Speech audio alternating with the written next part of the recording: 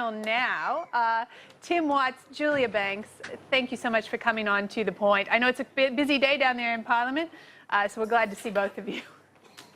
Thanks very much for your company. It's a chaotic day, Christina. Good to be here. We're still in this bizarre situation where we're not allowed to look at each other, but look at cameras, and you guys are somewhere else. Pretend that you're not sitting next to each other. But Julia Banks, let's get to the sort of truancy first. Why were you so late? I got held up. Good answer. Good answer. That woman's going to go far. Okay, so we're going to start with the really serious matters of state. I suppose both of you have seen the photo of George Christensen. In case we haven't shown it, let's bring it back up again. Bring it back up to the viewer. We cannot show this photo there enough. I think George Christensen is in his office getting very happy every time we show it. Whip happy, maybe. I don't know. Is that a word? Wise move, Julia Banks, for George to go on this type of, to pose for this type of photo. And would you do the same for charity? Well, first may I say I don't have tattoos, and it's not my choice of dress, but, you know, that I would do for a cover page, I've got to say. So, but, you know, George is his own man, and Tim, as we all know. Tim Watts, you've got a massive tattoo, as I understand it, of Jesus Christ on your back. You wouldn't want to do something like this? Oh, look, but I want to see the George Clooney of Gippsland doing a photo shoot. Darren Chester. Now, we know that he's the good value in the National Party's party room. He's the photo shoot quality material. You know what? Stay tuned to The Point. Julia looks like she might have about to take argument with the fact that George Clooney of Gippsland was the good talent. I know, you had this look on your face like you've got to be joking. Darren Chester, seriously. No, I mean, there's a lot of talent in the coalition, so that's what I would say. That's very good. Somebody speed up time. We need this show to end as quickly as possible.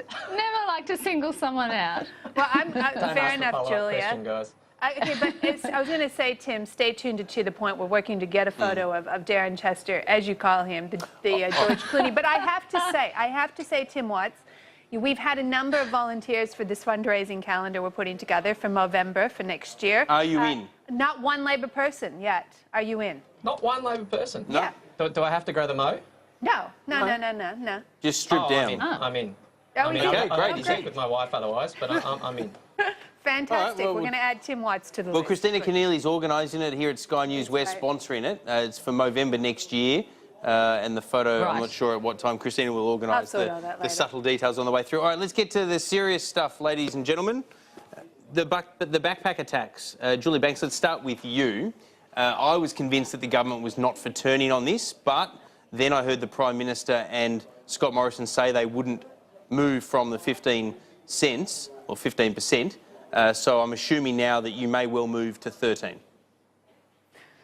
Look, at the end of the day, I apply a business principle, which is what the Turnbull government does, and that is a pragmatic government of delivery.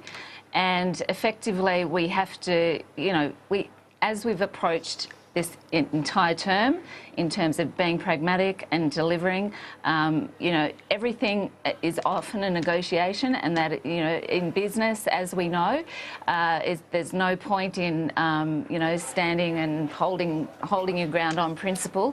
At the end of the day, in business, as in politics, I believe it's appropriate to discuss matters and make compromises wherever necessary to get the ultimate benefit for the community. So what you're saying is you need to come down to 13% to get the deal done. That's what the National Farmers Federation have said?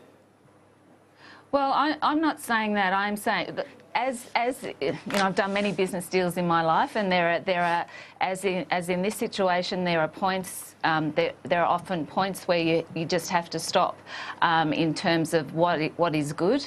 The important point here to remember is that the Labor Party have stopped this and sort of laboured this, if you like, laboured this point based purely on a political perspective, and based, it's quite contradictory to their principles, or to the principles of Australia, and that is that they want, you know, you've got two cherry pickers and the Australian cherry picker would be paying a higher rate of tax than a foreign cherry picker. I mean, it just beggars belief. So what we've attempted to do is to make it fair for the community and fair for the farmers, and you know, to get to a good compromise position, which suits all. Tim, what's from your perspective? Labor wasn't fussed when the National Farmers Federation said it should be at 15%. So presumably you don't think it's much of a big deal that they're now saying get the deal done at 13%. Well, Peter, everyone's at 13% now, except for the government.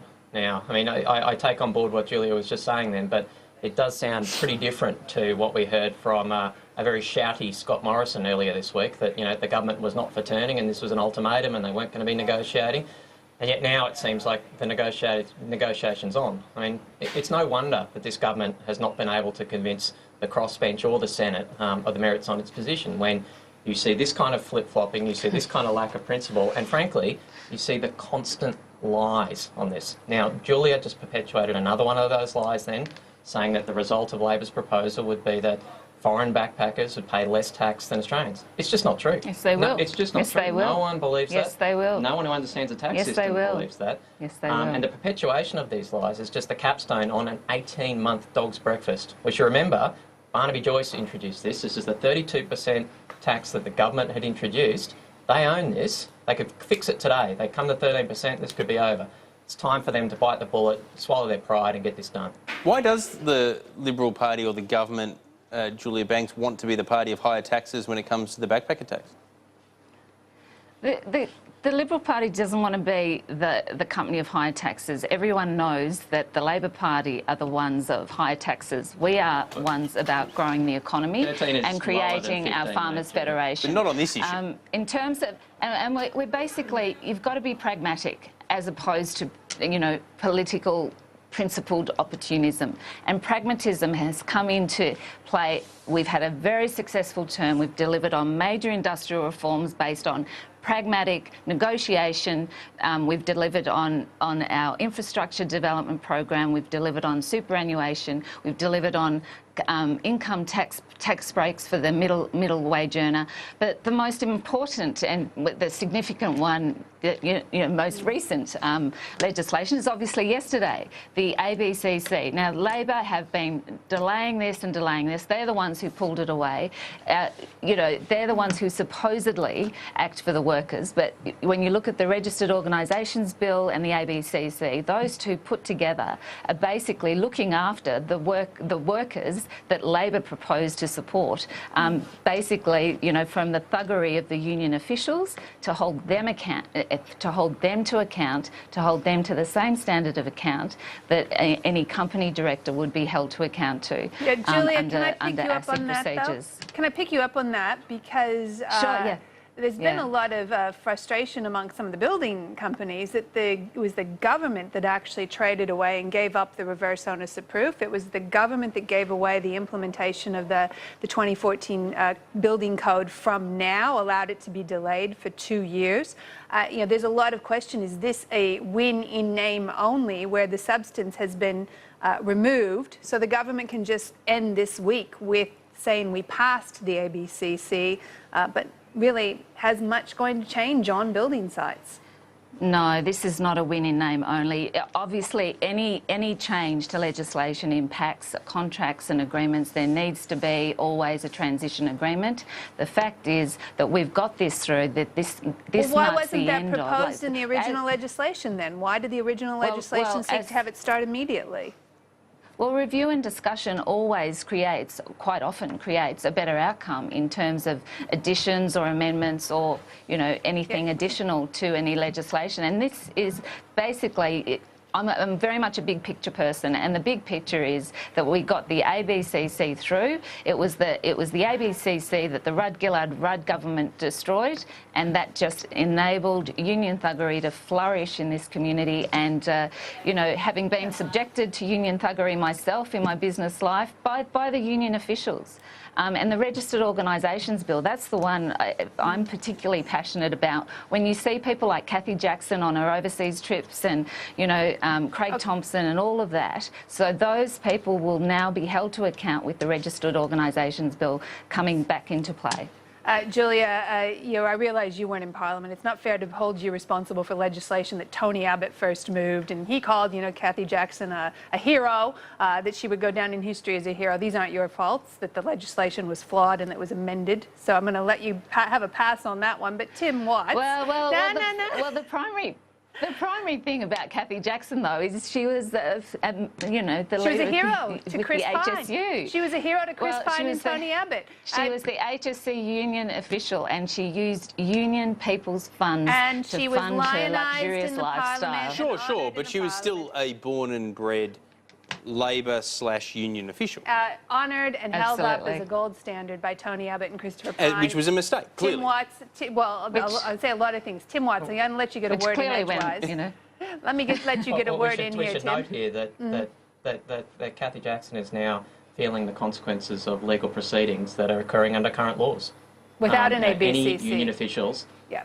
Exactly. Any union officials that engage in this kind of behaviour are already subject to the law. Yeah. So that's the point here. So Except that it had to go through an elongated legal process, and in the meantime, she's gone overseas and stayed in her luxury apartments. But without the reverse onus of proof, though, without the reverse onus of proof, the ABCC wouldn't have necessarily moved any faster. And that's the point about this legislation, that it's been, I would argue, been gutted. I want to ask Tim Watts, though, and this may not be fair to ask you either. I've always wondered why Labor hasn't pushed harder. I mean, I know Brendan O'Connor prosecutes this line, but why Labor hasn't pushed harder on the fact that deaths went up when the ABCC existed and they declined when it disappeared. Productivity went up when the ABCC was not operating, but went down when it did. This to me seems to be fly in the utter face of the argument that the ABCC supporters make as to why we need this body. Well, absolutely, and I know that I myself have made this point repeatedly in the 1,000 days since Tony Abbott introduced that legislation to the Parliament. It's bad law. Certainly the original legislation introduced was a enormous traducing of the rights of individuals that appeared before it. In fact, that if you're appearing before the ABCC, you'd have fewer rights as a trade unionist in front of the ABCC than we afford to pedophiles or to drug dealers. It was an extraordinary a breach of fundamental human rights. And for but Christina's point, say, though, Tim Watts, Christina's productivity was slow and deaths were high. Christina's point, I think, is why haven't you guys made more of this? You say you've done it in the Parliament. Why haven't the relevant shadow ministers been doing it as effectively as you? I don't think it'd be possible to count the number of times that Brendan O'Connor said this. No one in the Labor Party is hiding our opposition to the ABCC. I tell you, it's a pretty well-known fact and something that we're not afraid of putting out there. Tim Watts, just back on the backpacker tax, why are you guys holding firm on a rate of 13%? It's such an unlucky number. Well, we've come out today and said that we'll come to 13% to end this. We're showing the economic leadership that Malcolm Turnbull has been unable to show since he was the Prime Minister. But come on, let's Everyone call this... else is at hang on. Let's call this what Let's it finish is. it. Don't get me wrong, the government owns the ultimate outcomes, and that's why Christina might end up being right, that they decide to defer at 32 cents if they can't get their 15 rather than give in to your 13. But let's just call this what it is. You guys are making it 13 instead of 15 to cause political trouble. Plain and simple. If I strapped every Labor of Parliament, I strapped every member of Labor in the Parliament, not to George Christensen's whip, but to a lie detector test, I reckon we would have it confirmed absolutely that this is about politics, not about good policy from your perspective. Absolutely. But we are coming towards the government on 13%, right? We are trying to get this resolved. And we should say, we're not the only actors here. The other members of the crossbench, that's where they are. The Greens have come out and said they're at 13%. It's a very easy issue for the government to resolve. You're just trying to embarrass them. Let's call it what it is. You're trying to embarrass them. If they drop to 14%, you guys would come straight back and offer 13.5. I feel like I'm in the middle of a negotiation. This is Groundhog Day. It's Groundhog Day. They're just trying to use... This will get somewhere today. Before both of you go, you were both in the chamber yesterday when those protests started. Can you just describe for us a bit what it was like to sit there? How loud was it? How many... And was it... Obviously, it would have been startling as well. Tim, to you Christine, first. I mean, I mean, I tweeted about this as it was happening, expressing my objections to what was going on, and it hasn't received a good response online. But the reality is that what happened in the Parliament yesterday was, it's a real problem. This wasn't protesting out the front of the Parliament. This wasn't holding a sit-in an MP's office. Should they be prosecuted? This was shutting down. Well, that's a matter for other people. No, it's a fair question for you. I mean, what do you think? No, I mean, just think the as a ones that point, glued their as a point. hands to the banister, Yeah. should they be prosecuted Well, for for property damaging? damage. Yeah. Property damage, clearly. I mean, there's not really much controversy there, I think. But as a civil society, we ought to be saying that elected parliamentarians representing their constituents ought to be able to do their jobs in the Parliament. Now, people who try to shout that down, frankly, it's fascism. It's a total lack of tolerance for any diversity of views. Shouting down elected members of Parliament is something we should be extremely concerned of. I don't have a particular problem with the protests going on today in front of the Parliament House. Like that is an exercise of, The abseiling? of democratic rights that people ought to be able to pursue. But in the Parliament, surely the right of MPs to meet together should be sacrosanct. It's a fundamental convention of our system of government. And we actually agreed. And you Glad know, we could bring you together. I mean, Even though they're so far question apart, time. obviously, physically. Physically, they're nowhere near each other. I mean, it's important to note that Parliament is for the people, and for those people to hijack it, professional protesters to hijack it, to do property damage to our, our House of Parliament, and the effect they had on the other people in the gallery, notwithstanding that they suspended debate. I mean, that's, basically, to put it in the sort of business terms, that's where we transact the business of the people. And those people basically hijacked it and interrupted it and created absolute havoc. So, yeah. And the property damage to what is a beautiful, beautiful building that we should all be proud of, not harm. Yeah. All right, well... You mean like tables? That's why you don't dance on tables and break them? Property damage, it's a serious thing in the Parliament, Julia Banks, isn't it? Well, the Parliament of Australia to have 15 people going into the Parliament, honestly. And I believe that was recompensed. Yeah, for. they It were held was. accountable It for was. that. So I think that's a very good precedent. Yeah. Was anyone charged for that? Property damage? I don't think anyone was. Not. No one was charged, but An different invoice was issued. circumstances. I don't know why the Prime Minister's so surprised nobody was charged yesterday then. All right. Tim Watts, Julia Banks, thanks so much for joining us on Thanks To for The your company. Point. Thank you. Pleasure. Thanks All a right. lot.